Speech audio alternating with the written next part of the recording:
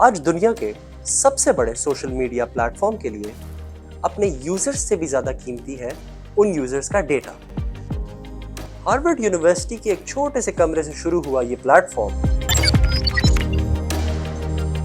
आज मेटा कैसे बना और ये मेटावर्स जो आप बार बार सुनते हैं, ये कॉन्सेप्ट आखिर है क्या, समझने की कोशिश करते हैं आज की वीडियो में। The metaverse. The metaverse. Hey, let's talk about metaverse. We're going to be metaverse.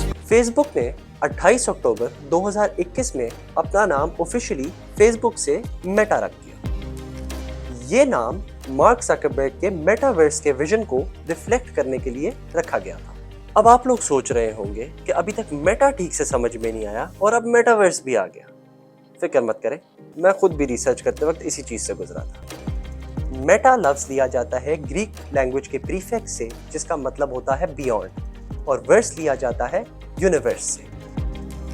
Metaverse का कॉन्सेप्ट एक वर्चुअल दुनिया का कॉन्सेप्ट है जो कि असली और नकली दुनिया के बीच के फर्क को ऑलमोस्ट खत्म कर देता है। इस वर्चुअल दुनिया में इंसानों की बजाय होंगे इंसानों के एवटार्स, यानी कि एक असल जीते जागते इंसान का एक कार्टून वर्जन। ये एवटार्स इंसानों को उस वर्चुअल दुनिया के अंदर रिप्रेजेंट करेंगे। जब से फेसबुक ने अपना नाम ऑफिशियली मेटा रखा है, तब से काफी लोगों को ये मिसकंसेप्शन है कि शायद ये पूरा कॉन्सेप्ट ही मार्क ज़करबर्ग की इजाद है। मैं आपको बता दूं कि ऐसा नहीं है, लेकिन फेसबुक के ऑफिशियल नेम चेंज और मार्क ज़करबर्ग के विजन की वजह से ये लफ्ज बहुत फेमस हो गया और इसकी ना चाहते हुए भी फेसबुक और मार्क ज़करबर्ग के साथ एक एसोसिएशन बन गई। मेटावर्स की दुनिया कई डिफरेंट टेक्नोलॉजी से बनती है, जिसमें पहली टेक्नोलॉजी है VR, यानी कि वर्चुअल रियलिटी।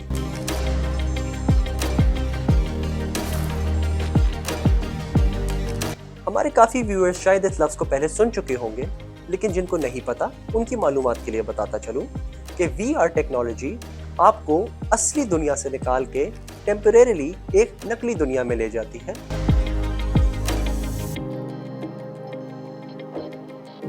आपने कई दफा देखा होगा बाहर मुल्क और पाकिस्तान में भी कभी कभी लोगों को एक बड़ा सा चश्मा पहन के पब्लिक प्लेसेस में घूमते हुए। उस चश्मे को कहा जाता है VR हेडसेट और उसको पहनना पड़ता है असली दुनिया से वर्चुअल रियलिटी की दुनिया में जाने के लिए। दूसरी टेक्नोलॉजी जो कि मेटावर्स को बनाती है, उसको कहा जाता है AR, यानी कि ऑगमेंटेड रियलिटी। ये वर्चुअल रियलिटी की तरह कंप्लीटली आर्टिफिशियल नहीं होती, बल्कि असली दुनिया और नकली दुनिया के कुछ कंपोनेंट्स को मिला के ऑगमेंटेड रियलिटी का एक्सपीरियंस यूजर्स के लिए बनाया जाता है। एप्पल और Amazon जैसी जायंट कंपनीज ने भी AR में काफ़ी इन्वेस्टमेंट्स की हैं, जैसे एप्पल का ARKit 2 और Amazon का ARView।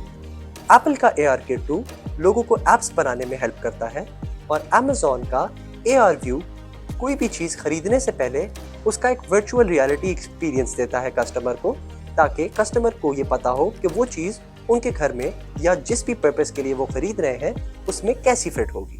क्रिप्टो करेंसीज जैसे कि बिटकॉइन और 5G इंटरनेट का भी एक बहुत अहम किरदार है मेटावर्स में, क्योंकि अब PTCL पे तो मेटावर्स चलेगा नहीं और कुछ खरीदने के लिए बिटकॉइन की ज़रूरत तो पड़ेगी वहाँ पे। खुशखबरी तो रियल एस्टेट वालों के लिए भी है। अब बहरिया और DHA की जगह मेटावर्स में भी प्लॉट खरीदे जा सकते हैं NFTs के जरिए, यानी कि नॉन फंजिबल टोकन्स। आसान अल्फाज में समझाऊं तो ये आपके खरीदे हुए डिजिटल प्लॉट के कागजात होते हैं। ज़ारा और H&M जैसे फास्ट फैशन ब्रांड्स ने भी अब मेटावर्स की दुनिया में अपने वर्चुअल स्टोर्स खोल दिए हैं। इन ब्रांड्स के आने की वजह से हमारे और आपके जैसे आम लोग भी अब इस दुनिया की तरफ धीरे धीरे अट्रैक्ट होना शुरू होंगे, जैसा कि हमें असली दुनिया में भी आज देखने को मिलता है। ये वर्चुअल एक्सपीरियंसेस दिखने में जितने फैसिनेटिंग लगते हैं, एक्चुअल में इनका ज़्यादा कोई बेनिफिट है नहीं, क्योंकि वही सारे टास्क जो आप इस VR हेडसेट पे करते हैं वो आप अपने फ़ोन पे भी फुलफिल कर सकते हैं।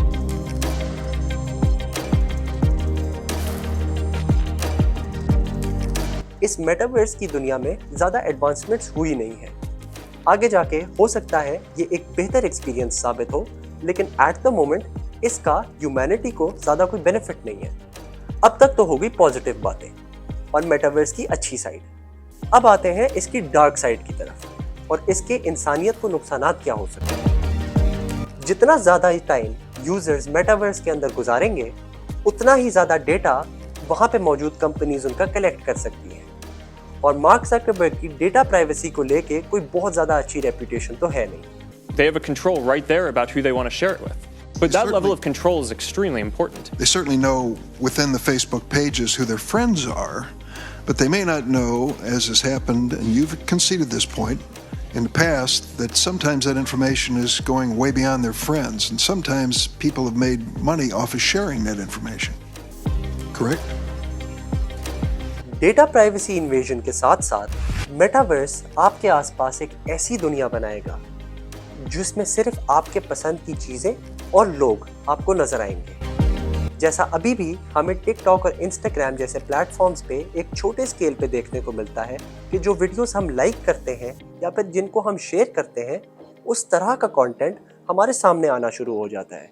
तो अब यूजर्स 1 मिनट को आप खुद सोच के देखिए कि एक पूरी दुनिया जिसमें सिर्फ आपके पसंद की चीजें, आपके पसंद के लोग, आपके पसंद का म्यूजिक हो, क्या आपका कभी दिल करेगा उस दुनिया से निकलने में?